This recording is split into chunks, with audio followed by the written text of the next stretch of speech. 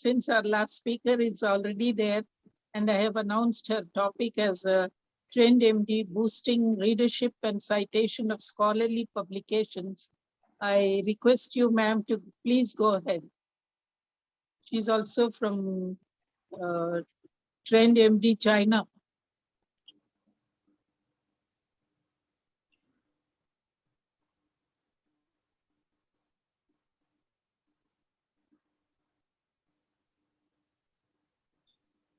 Hello, good afternoon for many, and good morning for many as well. I'm Tash Brown, Chief Operating Officer at TrendMD. First, I want to thank all the attendees present today and also all the organizers for bringing such a diverse group together. So today I'd like to share some insights based on what we have been seeing and what we have seen at TrendMD as it relates to boosting readership and citations of scholarly publications. I hope today that you will find the presentation insightful and that there will be something of value then that you could take back to your respective entities. So TrendMD is a content recommendation network. And at the core of what we do is that we help readers find the most relevant articles in the shortest time possible. But before we dive into what TrendMD is and how TrendMD can help you, I would like to share some insights on how readers discover content in scholarly publications. So in a study that has taken place since 2005, and with an updated paper in July of this year, Simon and Inger have found that related articles remain the most popular feature of a publisher's website. That is, this is one of the key ways in which publishers are able to help their readers discover content at a much faster pace. Just looking at the graph that we have here, you can see that for article recommendations, so the darker lines indicate the time period starting from 2005 up until 2011, with intervals of 2012, 2018, and now 2021. And in 2005, we saw that the table of contents alert was by far the most significant method utilized by readers as a way to discover content. When compared to 2021, however, you can see the drastic decline in how readers discover their content, whereas article recommendations remain at the forefront of how readers discover scientific content. You might be asking, how do readers discover new content? And there's lots of innovative ways that users discover content. And one of the core ways is collaborative filtering. And this is where you utilize three pillars of the user's behavior. That is what they're reading, what others like them have read, and what they've read in the past. So let's take a user who is interested in cardiovascular health, and they're reading an article on cardiovascular health. Then algorithms would look at similar users in the past. What have they read? What is or what was their reading pattern?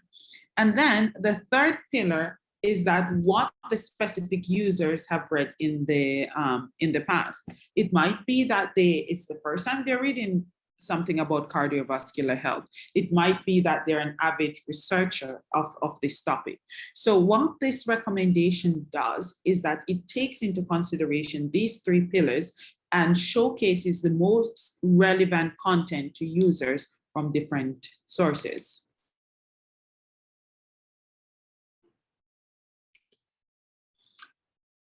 So TrendMD is in partnership with 7 of the top 10 publishers, and we are used by over 5,000 scholarly websites, which encompasses over 500 publishers. This includes journals from all disciplines of the scientific field, including some of the top journals, some of the newer journals, but a very diverse field of content producers. With our network, we have a global reach for our audience. At an average monthly, we have over 102 million unique visits. What this means is that we are seeing over 102 million unique users in our network, which on average, we can deliver up to 5 million clicks and above of monthly clicks to content in our network. Due to the nature of the sites that we are on and our partners, we've seen in our network that we've reached over 85% of US academics and 90% of US MD reach. Here you can also see the high-level breakdown of our users, where 60% of our users are desktop users, while the remaining 40% are from mobile. And here is a much closer look at our global distribution in terms of impressions and in terms of global percentage. As one might have expected, the US is leading in terms of unique visitors in our network at 48%, closely followed by the United Kingdom. As you can see also here is that we have a strong presence in Asia, including the Philippines, we have China, we have Japan, among other countries. And this is an average month. The distribution varies from month to month. TrendMD at its core provides recommendations within journals, blogs, or other sites that academic doctors and researchers use in their day-to-day life. As you're seeing on your screen right now is an example of the TrendMD's widget on BMJ's website.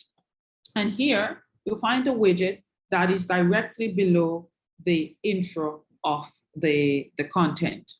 TrendMD widget, we recommend an average of 8 text links of related content based on what you're reading at the time, what you've read in the past, and what others like you have read. And to shed a bit more light on collaborative filtering, that is, people who've read this have also read this. I'm certain that of all the panelists and attendees present today, at one point or the other, we have utilized collaborative filtering in a sense, from the major telecommunication agency, the major Netflix, YouTube, WeChat, all the different channels we use are utilizing collaborative filtering as a way to show us relevant content. Think about the last time you've purchased a teapot or you've purchased a shoe. And the next recommendation that you would get would be to purchase a pair of socks or to purchase a few colorful laces. And if you purchase a teapot, you might get recommendation to purchase teacups or to purchase tea bag.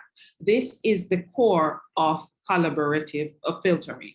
However, in TrendMD's sense, it is not based on what you've bought, but rather what you've read and what others like you have read. The benefits of what we do. So publishers use TrendMD at their core to maximize their growth. So we can be used for various different strategies, various different goals. And some of the key goals include growing your readership, be it a new journal, be it a journal that you'd like to have more traction on. TrendMD is able to drive traffic to your content. It could be increased citations. Further down, I will share with you a white paper that we had published that showed the increase in citation due to usage of TrendMD. TrendMD can also be utilized to build brand awareness, attract more authors, and drive conversions. And while working with TrendMD, what we're able to help our partners do is to better understand the reader's behavior on their site, their content, how their content is trending. For example, which articles are generating and receiving the most traffic, the most traction? Where are the readers coming from? In which third-party journal is your content trending, among other things? Pardon me. And reader engagement, I'd like to pause for a moment here to share some insights on a case study that we conducted about a year or so ago, which showed that readers view more articles per visit from TrendMD than any other traffic source. So we set up a number of programs, and we ran a number of targeted campaigns using the different channels outlined on this slide here. What we did find is that even though each of these methods were able to drive traffic to your site, TrendMD readers had the highest number of article views per visit. And we are happy to share more details about this study and others after our presentation. What is also key to TrendMD and how we cooperate with partners is that our partners are able to personalize their targeting. They're not only able to cast a wide net, but they're also able to narrow down their target audience. For example, you may target researchers, or you may target readers from a specific country, from a specific region. You may target Europe. You may target the EU5. You may also target institutions based on their IP addresses, be it universities, colleges, hospitals. Brown, you have a minute or two to conclude, please. Thank you. Or organization. You're also able to target researchers and healthcare practitioners. And I'm happy to share the presentation and additional details after our call today. But in summary, I'd like to wrap up with one of three case studies that we conducted recently. And this is of increasing discoverability. So the problem that with the onset of COVID and numerous valuable content getting produced, how we were interested in how can the most valuable peer-reviewed content on the subject rise above the noise? How can publishers get their content in front of the relevant audience? And so we ran a number of programs, and one notable was a COVID-19 campaign. And the campaign was ran for mere 12 days, which promoted 10 articles with a total budget of $1,500. And we had 5.6 million impressions delivered within that 2.5 weeks time period. And impressions here meaning the number of times the content was loaded in the widget. And we were also able to successfully deliver 1,600 new readers from the target audience to the content. And the key takeaway of what I would like to share with our partners today on this call and all the publishers out there, TrendMD is one of the solutions that can help you reach your target audience. Along with this, there are also different channels and different methods that you can utilize to reach your target audience. But at the forefront of your strategy, what I encourage you to always consider is reaching your audience in the time and manner that they'd like to be reached, that is when they're most receptive to your content, because only at that point will you be able to get the maximum return from your investment in getting your content out there. Thank you very much for your time today. And I hope that I was able to provide some valuable insights to you. Thank you, Ms. Tash Brown. Excellent presentation. I'm also a big applause to my colleague, Kassar Jamil. She did a wonderful job. So let's have a photograph. I request all the speakers and those whoever can come on the screen. Rubina, switch on your... Can I just sum up, please, Dr. please, you have to Shindari? conclude. Just I'm announcing on behalf of Mariam to switch on your cameras. Rest is over to you again. And then General Aslam, you know, he's general, so I'm worried I have to hand it over to him after this. So, please, Kassar Jamil. Yeah, can I say a few words? I wish to thank the organizers for giving me this opportunity to share, being co-host for this session too. And I'm thankful for letting me share your screen, Dr. Shinwari. And a few comments on the speakers. Our Dr. Zhu, first speaker, he said that young and active editorial members will be very good. But in my opinion, personal opinion, I found them to be very hasty in decision making and very strict and non-flexible many a time. So this was my opinion after hearing him, that we really need to encourage the youngsters. And Rubina has given very nice impressions on research and social sciences. In my country also, people are dealing with depression after COVID.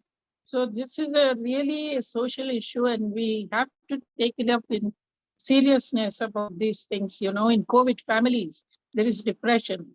And our third speaker about Dr.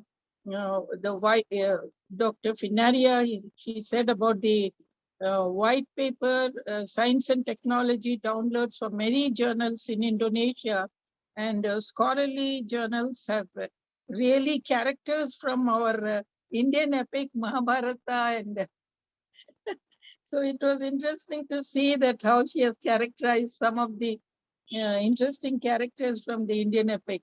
And also Dr. Tash Brown, she also told about the scholarly publications, which really, you know, to understand your audience, you have to look at understanding your audience and then promote the journals.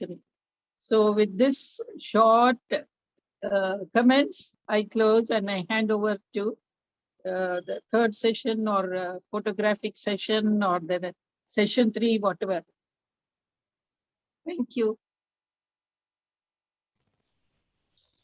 Mariam, shall we cry or smile or what?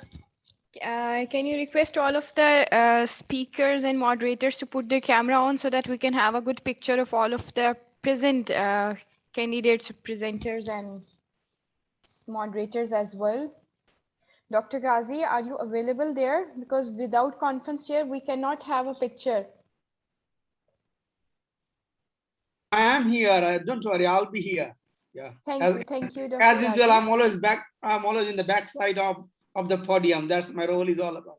Thank you. Great. So on 2, we will be having a smile and then the picture. 1. We have another moderator. Dr. Nageshwara Rao, if you are available, please put your camera on. Dr. Junaid, you too as well. If you are available, please put the camera on.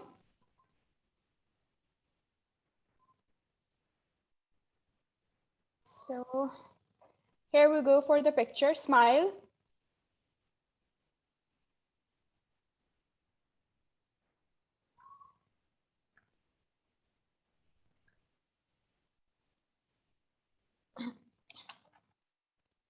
Just another one. Smiling, so we have to, you know, ask him to pay for the lunch.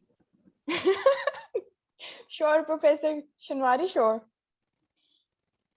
Just one and other picture, and then we will move to the next session. Smile.